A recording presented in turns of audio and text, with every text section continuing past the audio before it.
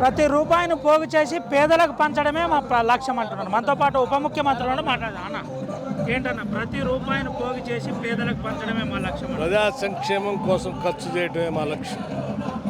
ప్రతి రూపాయిని పోగేస్తాం, ఈ రాష్ట్ర అభివృద్ధిని సాధిస్తాం, ప్రపంచంతో పోటీ పడేటువంటి విధంగా మా విద్యార్థులను తయారు చేస్తాం, మానవ వనరులు మన పెద్ద ఆస్తిగా మారుస్తాం.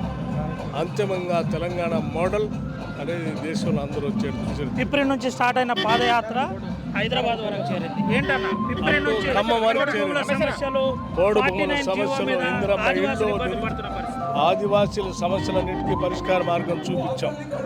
ఈరోజు ఇందిరా సౌర గిరి జల వికాసం అని దాదాపు 12,500 కోట్ల రూపాయలతో వాళ్ళతో కార్యక్రమం తీసుకున్నాం.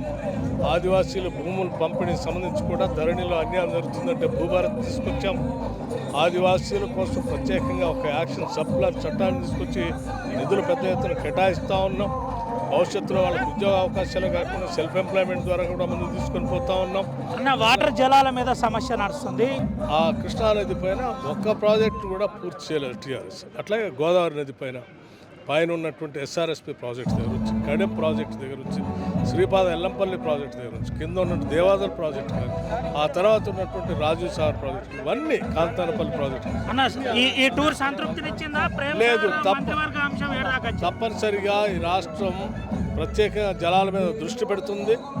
జలాల్ని పంట భూములు మళ్ళించే కార్యక్రమం కూడా కాంగ్రెస్ పార్టీ తీసుకుంటుంది. ఇది పరిస్థితి. ప్రధానంగా ఈ టూర్ను సంతృప్తిని కల్పించింది. దీంతో పాటు జలాల అంశంలో కొంత బట్టి విక్రమార్క మాట్లాడిన పరిస్థితి. గోదావరి జలాల అంశంలో ఈ ప్రభుత్వం కట్టుబడి ఉంది, పక్కాగా మేము ఇంప్లిమెంట్ అయ్యే విధంగా చేస్తాం. గత ప్రభుత్వం చేసిన అంశాలన్నీ కూడా వాళ్ళు చేసిన తప్పులను మా మీద రుద్దే ప్రయత్నం చేస్తామని ఉప ముఖ్యమంత్రి చెబుతున్న పరిస్థితి. దీంతోపాటు ప్రధాన అంశాలు ఈరోజు పలు అభివృద్ధి కార్యక్రమాలకు ఉప ముఖ్యమంత్రి శంకుస్థాపన చేసిన పరిస్థితి. ముఖ్యంగా పలు అంశాలపై సంతృప్తిని కలిగించింది. ఈ టూర్ సక్సెస్ఫుల్గా ముగిసిందని ఉప ముఖ్యమంత్రి బట్టి విక్రమార్క మాట్లాడిన పరిస్థితి. అసలైన తొలి వెలుగు. ఫాలో వాట్సాప్ @తొలి వెలుగు official.